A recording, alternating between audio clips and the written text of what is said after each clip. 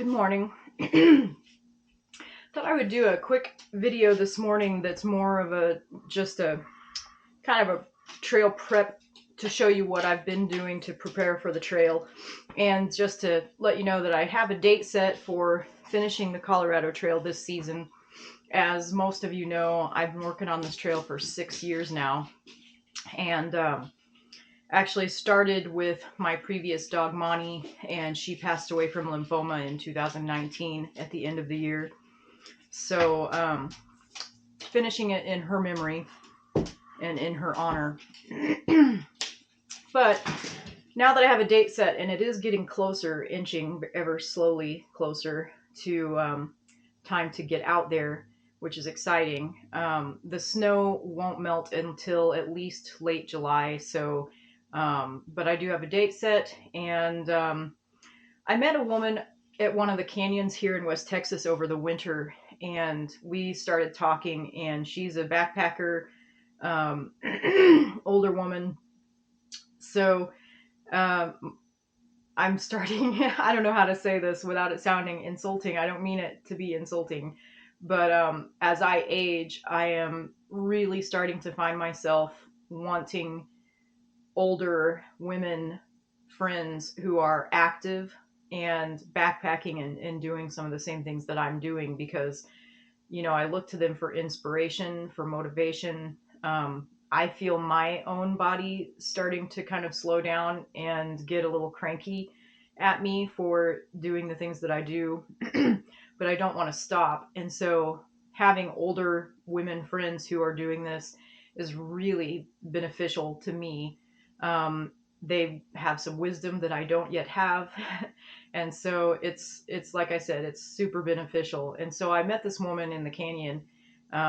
We both actually were hiking the same trail and sort of different directions, and met in the middle. And we talked for a long time, and the dogs got to know her, and it went really well. And so by the end of the time we were chatting, she had mentioned that she would be wanting or willing to join me on the finish of my CT expedition. And I said we would love to have her. And as long as she can put up with 2 dogs and me, because it is a complicated routine and it's not everyone's cup of tea for sure.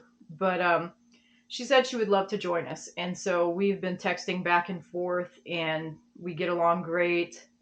She's a wonderful person. And so she hopefully is going to be joining us. That's the plan. So barring any unforeseen life occurrences, that's what we're going to do. I have 128.6 miles of trail left, and there's vehicle access at one point in that 128.6 mile stretch. So you could potentially divide it up into 2 smaller chunks. However, the window of opportunity to do that section of trail is pretty small. I say small because I'm coming from Lubbock, Texas, so it's a pretty big deal for me to drive all the way out there, hike a section of trail, drive all the way back, and then plan to do that again to finish. And so since the window is so small, we're talking end of July, beginning of August, to basically it could start snowing again in early September, which, I've been out there in early September before, and it's definitely doable, but it starts to get a little bit questionable around that time. So you're looking at a month window for me to finish 128.6 miles. So anyway, it just seems easier if we did the whole 128.6 miles in one stretch and found someone who could resupply us at that vehicle access point in the middle. So that's what our plan is. That's what we're going to try to do. And so that's helpful. It gets me a little bit excited. I've not been traveling. Gas has been expensive. I've had some car issues, some really expensive car issues, and basically found out that my car is pretty much at the end of its life. So this is a priority for me. So definitely going to make it happen. Anyway, I wanted to just show you what I've done so far to prepare for the trail, which is not much, but I'm doing things in little chunks because that's affordable. And so whenever I have a bit of expendable income, I will take it and basically buy some food or buy an item that I need for this backpacking season. So this happens kind of slowly over time for me, and that's the way I make it work. So, but first things first, caffeine. Um, I had to get new hiking shoes because I don't know if you can see the tread on my old ones, but the lugs are worn down quite a bit, which, I mean, these are definitely still usable, but the terrain out there is rough enough that I would prefer to have like full lugs on the bottom of my hiking shoes. So these are worn down quite a bit, and in comparison, I just got my new ones. These are the new ones. You can see how defined the lugs are. They stick out quite a bit compared to these. I don't know if it's picking up on the video at all, but I got 2 or 3 seasons out of these, and I have to say, I used to be a boots person. I mean, I swore by hiking boots. I swore I would never wear trail runners, and here I am. But I totally get it now, because switching to the trail runners, because I dread having wet feet. I just have always dreaded that. I've thought that would be just the most miserable thing ever, especially in cooler temps, which high up in the mountains, you get cooler temps in the summertime. It's not uncommon. So I dreaded the thought of wet feet, but I switched. I finally made the switch, and it cut a lot of weight off of my pack. I can put on the screen how much weight, but my boots were like 40 some ounces. So it cut like 20 ounces off my weight, I think, because the shoes are only 17 ounces. So over 20 ounces it cut. But anyway, these particular shoes have holes around the toes. And so when you have to cross a creek or river or something, once you cross it, like, you don't even have to take the shoes off or your socks off or anything. They're dry again in no time, and it's amazing. I tried it, been there, done that. It wasn't uncomfortable at all. I mean, my feet weren't sloshing around. It was just the water came out, drained out the holes very quickly. My feet were dry in like an hour, and it wasn't as near as miserable as I expected it to be. So the weight cut was awesome. My problem now is that this shoe is discontinued. It's an Ultra King MT2, and I contacted customer support because I couldn't find it anywhere, and they did confirm that it's discontinued now. But I was doing some Google searching, and I did find it. I found a different version of it. There's a running company who I guess partnered with Ultra and made a version of their own. It's called the Spartan. So it's like this blue camo design, which I don't care. But it's the same shoe. It's exactly the same shoe. It's just a slightly different color design and all that. So I ended up, and it was on sale because it's closeout prices now because they're discontinued. So I was able to buy a pair from Spartan and keep the same shoes that I had. And I have to tell you, I'm really close to just buying another pair before they're all sold out and you can't find them anywhere. It's always my luck that I find something that I really, really like. And I hate shopping. I'm not a good shopper. I don't like shopping at all. And so it's always frustrating to me when I finally find something that fits well, that works well, and they discontinue it. And it's like, I have to shop again. I have to find a replacement. I hate that. So I may actually go back online and buy another pair of these just to store and have when these are done. I don't know if I'll do that or not. But I did, Ultra did tell me that the closest thing to the Ultra King MT2 is the Superior 5s. I have not tried them yet. I went to my local running shop here and they told me the closest thing to the King MT would be the Temp 5. And so I tried on a pair of those and there's so much cushion. I don't like the cushion. It hurts my feet. I do have plantar fasciitis, and for whatever reason, um, the second my foot hits that cushion, both sides of my feet just ache. It just hurts. So I can't do all of that cushion, which is so popular these days. I like the zero drop. Of course, lots of shoes have the zero drop these days, but I'm not sure why there's so much cushion in all of the running shoes that I try on. The King MTs were perfect for me, so I'm hoping that I can eventually find a suitable replacement. But until then, I actually may just go and buy another pair of those. We'll see. I need to I need to make some money first. Yeah, so shoes. I bought the shoes, so I'm ready there.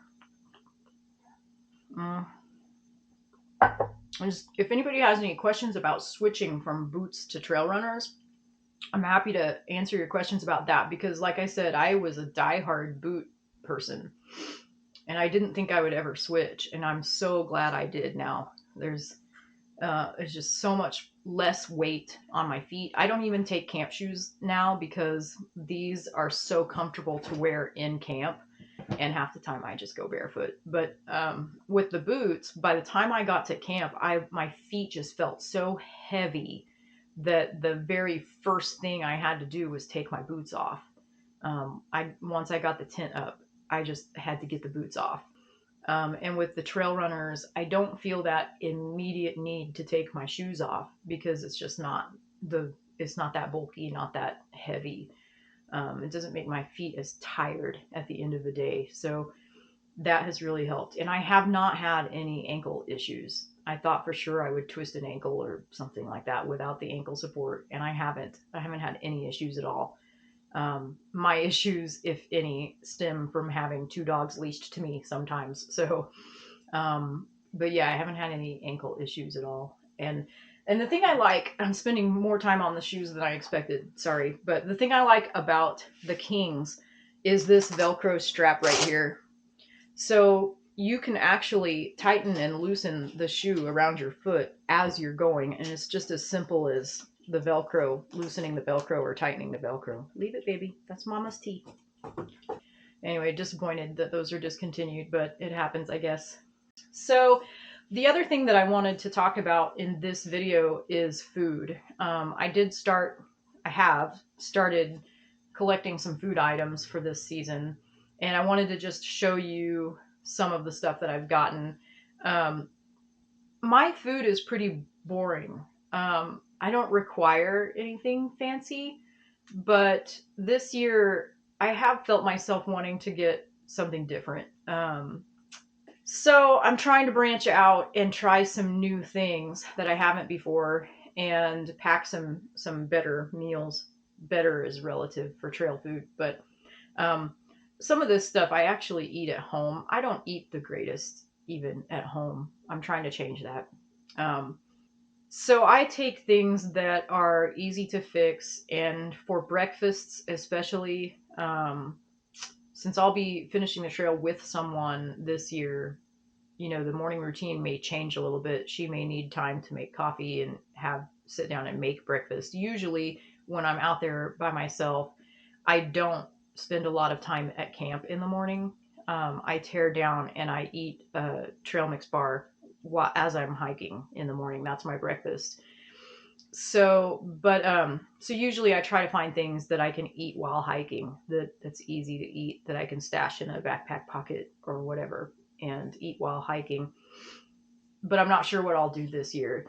Either way, whatever I end up doing, what I'm trying to do is pack more food that requires less water. And the reason being, the last two stretches of the Colorado Trail that I have is known for long, dry sections. Actually, even the past few that I hiked last season had some really long, dry sections. But especially one of the segments coming up, there's like a 20 plus mile stretch where there's no water. So, and And that's on a good year when they actually get lots of snow. So we don't really know what it's going to be like out there this year, whether there's going to be water sources or not. And so this year I'm trying to pack food that requires less water to make, so that all the water I have I can drink and the dogs can drink, and I'm not wasting it in my food. Of course, the flip side to that is if you eat dry food, you need to drink more water and all of that. But anyway, just trying to keep the food, things that can be eaten without adding water, without needing to be rehydrated. So, and some of the stuff that I've gotten, if you get stuff that's moist, food that doesn't need added water but is moist on its own, it's going to be heavier because of that moisture content, but it's worth carrying a little bit more of that. So, for example, I got these Go-Go smoothies. Go-Go Smooth. I'll show you in a minute. I can't remember what they're called, but they're in these little individual sized pouches. So I got some of those. I'll show you. But first, before I show you the rest of the stuff, I did want to just show you a couple of companies that I bought from, and one in particular that I'm happy to give a shout out to is Shelf to Table. This is a company that I discovered, well, just this year. I was doing some searching for backpacking food, and I found them. And she lost her job in the pandemic and started this company because she said she was looking for something that everyone would always need to buy, so she would never go out of business. And so she started this freeze dry food company, and it's all shelf stable. Like 20 years it'll last in the package, unopened package, 20 years. It's all shelf stable food, and I like her layout because she offers foods that can be eaten alone, but that can also be used as ingredients in bigger dishes. So I like that. For example, I bought some beef taco meat that I'm planning to put on a tortilla and make street tacos on the trail. But the biggest reason why I love her stuff is that it doesn't skimp on portions. Her bags are full. And also, I got the bananas because of the dogs. The dogs eat bananas at home every day. For second breakfast, they share a banana. And so when we go out on the trail, I like to bring either dehydrated or freeze-dried bananas for them on the trail. I've tried a lot of different bananas, and usually they're more like chips, really thin sliced and hard. And the dogs eat them, it's fine, but I'm not sure they taste them. These bananas are thick slices, and they actually taste like bananas. Like it's really good. So Kathy at Shelf to Table, she's my new go-to person for bananas for sure. I'm never going to buy my bananas anywhere else again. These are great bananas. Actually, the dogs are going to have to share with me now because I actually really like them. But definitely check her out. I have a coupon or a referral code. Everybody can get these, by the way. I'm not anything special. When you order from her, it's one of her perks that you can refer a friend and get $10 off of your next purchase, and your friend gets $10 off their first purchase. So I'll leave that code in the video description. And so if you decide to check her out, you'll get $10 off your first order, and I'll get $10 off my next order. So that'd be great. Thanks. I also bought her apples, which are great. What else did I buy? Oh my goodness. The cheese bites. I bought a package of Colby Jack cheese. It's freeze-dried cheese cubes. It's amazing. It's amazing.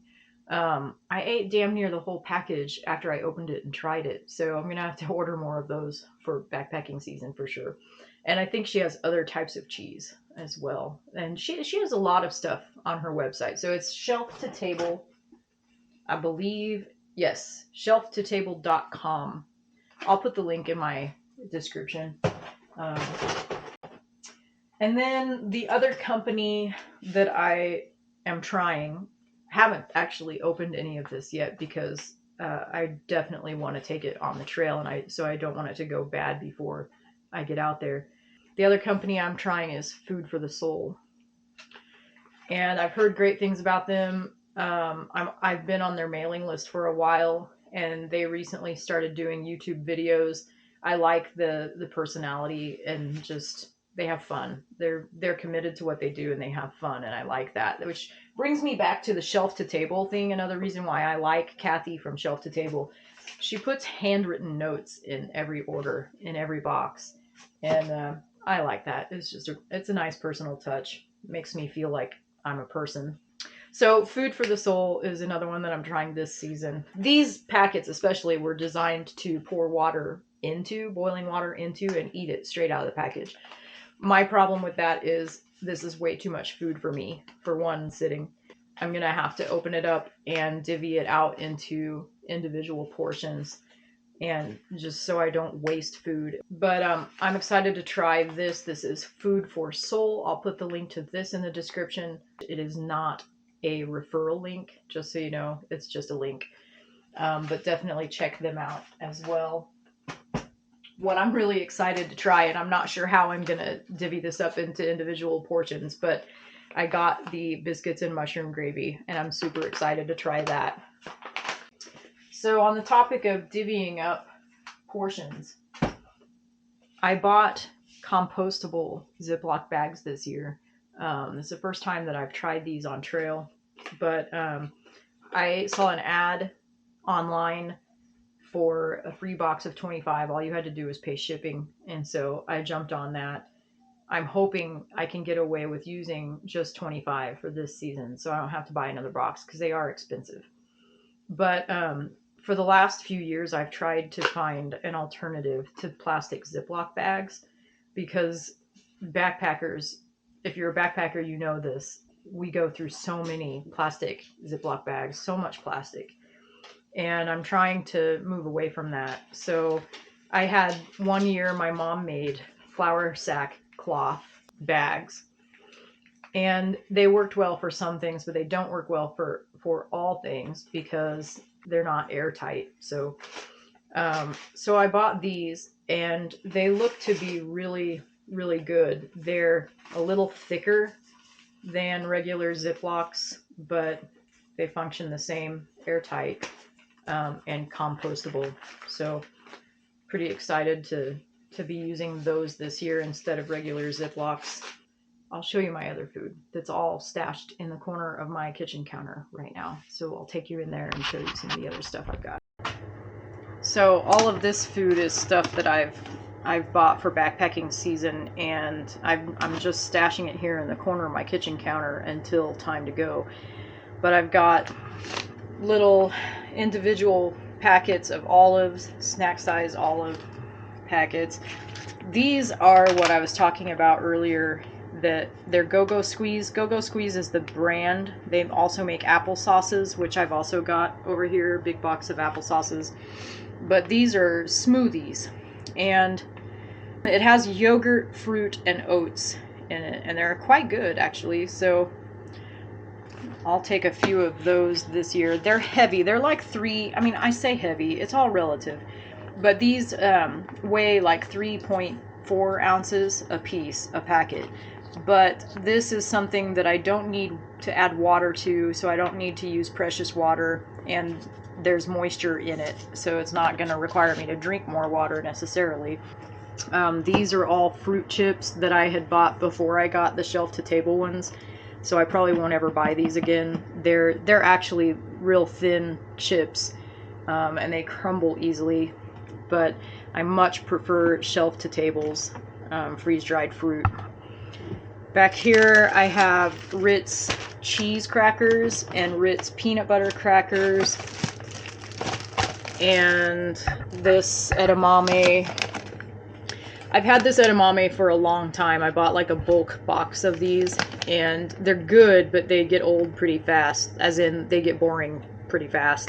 So I've got some of those. I don't know if I'll take them, just because I've kind of gotten tired of them. And then in this box I have tuna packets, mostly for the dogs. I pack tuna packets and chicken packets for the dogs. I got a big 2-pound bag of almonds. I eat these at home as well, so I buy these in bulk, and I'll take those backpacking as well. And hidden down here, I also eat these at home, so I have a ton of these. But the Kind oatmeal packets, these are great. They're lightweight, but they do require water, so I'll take some anyway. But I think that's all I have back here. And I also have some food in these bags that I usually keep in the car when I go camping. So in here you can see I've got a whole bunch of these little Jif peanut butter to-go cups. Those are also for the dogs, although I would eat them too.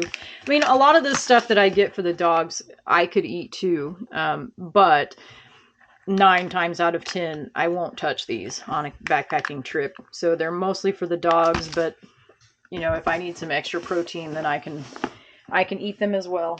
And then I'm not sure what's in this bag actually.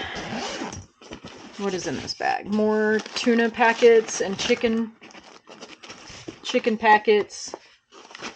The dogs and I can share. More oatmeal, apple cider, spiced apple cider mix, hot cocoa mix, tea. These sport beans, I like these. There's electrolytes in them, so I keep at least 1 pouch of these in my backpacking pocket or in my hiking skirt pocket. And these are a great energy boost on the trail. You can get them in different flavors, but like I said, they have electrolytes in it. I think that's pretty much it for food. So this is the website where you can purchase individual portions of various food items and first aid items and personal care, things like that. So if you don't want to buy bulk and you need an item for backpacking or travel, you can come here and you can purchase exactly the amount that you need and not have as much waste. So, but this company is a family-owned company based out of California, I believe, and they do sell wholesale, but you can come in here and you can buy individual sized items. Things like, you know, for food, they sell little olive oil packets. You can get single size just about anything here. And, you know, some of this stuff you might be able to get at a local store for a little cheaper. But they sell, here on Minimus, they sell items that I have not been able to find in local stores. So it's nice to be able to get just about anything you would need in a personal travel-sized product.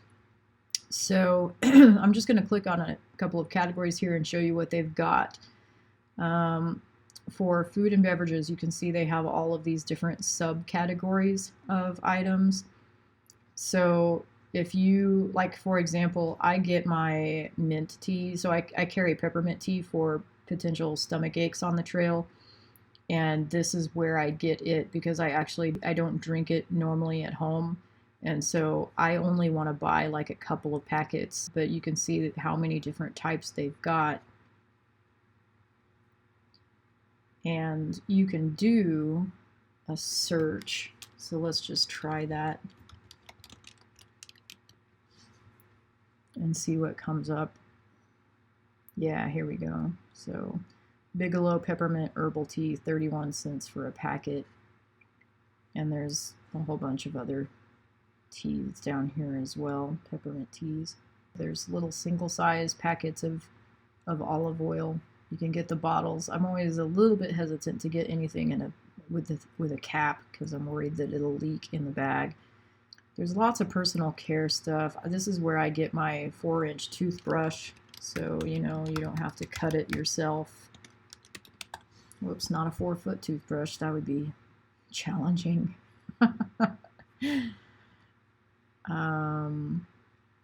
Yeah, this is what I usually get, 17 cents. 4-inch toothbrush. Let's see what else. Oh, duct tape. This is my favorite. Type the word favorite. So duct tape is something that I use a lot as a repair thing. it can fix just about anything. But here on Minimus.biz, it's expensive, but you can get two-inch rolls that are 2 inches wide and 50 feet long. And it's super small. So I usually carry one of these in my backpack, and I have used it a lot. There are a lot of things you can fix with duct tape. Anyway, the sport beans have electrolytes. Some of them have extra vitamins added as well. Looks like all of them have extra vitamins. Some of them have caffeine and some of them don't. But you can look through these and see what might work best for you. I really like these. Discovered these probably 5 years ago and have been buying them and taking several packages with me on each backpacking trip since. They taste like jelly beans. So that's something that I usually buy from here every year. I think I started a wish list with items that I buy often. Yeah, the duct tape, the jelly sport beans, the light load towels. Those are the little bitty towels that you add water to and they expand. These Medic electrolyte heat relief tablets, I pack those as an emergency thing in case I get overheated on the trail. So yeah, I would just check this out and see what you think. I've found this website very useful. Again, I don't have any affiliation with them. The link that I'm going to share in the description is not a referral link. It doesn't get me anything. Unfortunately, it doesn't get you anything either, but hopefully you'll find the site useful. And that's pretty much it. I just wanted to show you this site. It's one of the websites that I use to do my shopping for personal portion-sized things to take backpacking. That is it, and I guess I will see you on the next video. Thanks, take care everyone, and we'll see you next time.